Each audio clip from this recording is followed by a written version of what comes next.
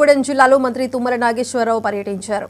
నియోజకవర్గంలో జరిగిన ముఖ్య కార్యకర్తల సమావేశంలో ఆయన పాల్గొన్నారు. మంత్రి సమక్షంలో బీఆర్ఎస్ పార్టీ నుంచి కాంగ్రెస్ లోకి భారీగా చేరికలు జరిగాయి. ప్రజలందరికీ సంక్షేమ పథకాలు అందించడమే కాంగ్రెస్ పార్టీ ముఖ్య ఉద్దేశమని తుమ్మల చెప్పారు. మహబూబాబాద్ ఎంపీ అభ్యర్థిగా పోటీ చేస్తున్న బలరాం నాయక్ ను అత్యధిక మెజారిటీతో గెలిపించాలని కోరారు.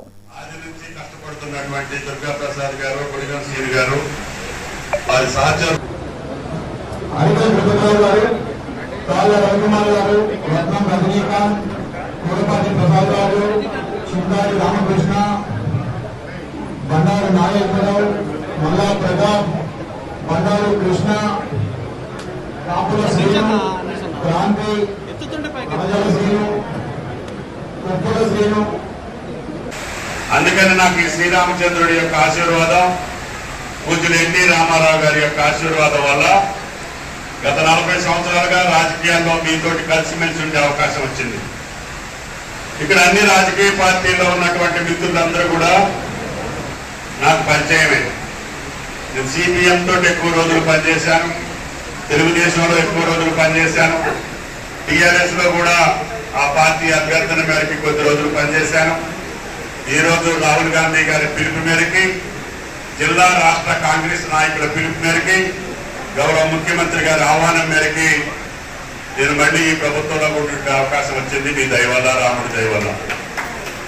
కాబట్టి దయచేసి ఈ రోజున అందరం సిపిఐ, టిఆర్ఎస్, కాంగ్రెస్ అందరూ కలిశారు. కాబట్టి భద్రాద్రికి ఎదురుండకూడదు. భద్రాచలం నియోజకవర్గం ఎన్ని ఓట్లుంటే అన్ని ఓట్లు కాంగ్రెస్ పార్టీకి వచ్చే అవకాశం ఈ రోజు వచ్చింది.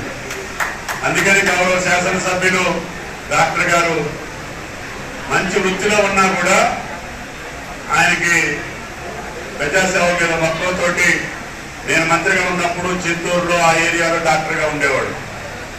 సుదూర ప్రాంతంలో, అటవీ ప్రాంతంలో గిరిజనుల కోసం డాక్టర్ వృత్తి చేశాడు. వేరే గారు ములుగు శాసనసభ్యుడిగా ఉన్నాడు, మొన్న భద్రాద్రి మా శాసనసభ్యుడిగా వచ్చాడు. సౌమ్యుడు, అందరినీ కలుపుకోగలిగేటటువంటి మంచి మనసున్నటువంటి వ్యక్తి వీరయ్య గారు. నేను కూడా టీఆర్ఎస్ లో ఉన్నప్పుడు వీరయ్య గారు వస్తావా అని అడిగాను. వద్దునండి, నేను ఈ పార్టీ ద్వారా గెలిచాను, ఈ పార్టీలో ఉంటానని చెప్పాడు.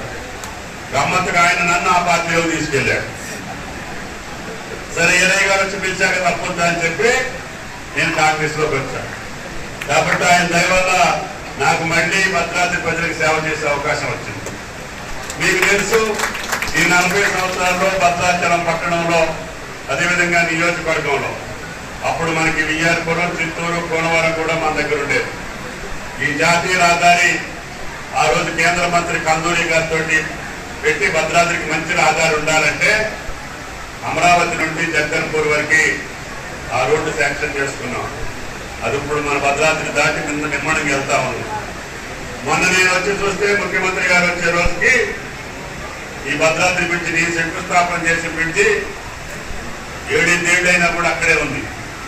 ఎమ్మటే అధికారులు పిలిచి, ఇది శ్రీరామనవమి రోజున ముఖ్యమంత్రి గారు వస్తే, ముఖ్యమంత్రి గారు ఎవరు వచ్చినా కూడా ఈ కొత్త బ్రిడ్జి మీద వెళ్ళాలి, ఈ గారు, సిఈ గారు, లేకపోతే బాగోదు అని చెప్పాను. పాపం వాడు కష్టపడి అన్ని చోట్ల శ్రీరామనవమి రోజుకి ఈ బ్రిడ్జిని ప్రారంభించాలని చెప్పి కూడా మీకు ఈ సందర్భంగా మనం చేస్తున్నాం. అందుకని నాకు ఈ శ్రీరామ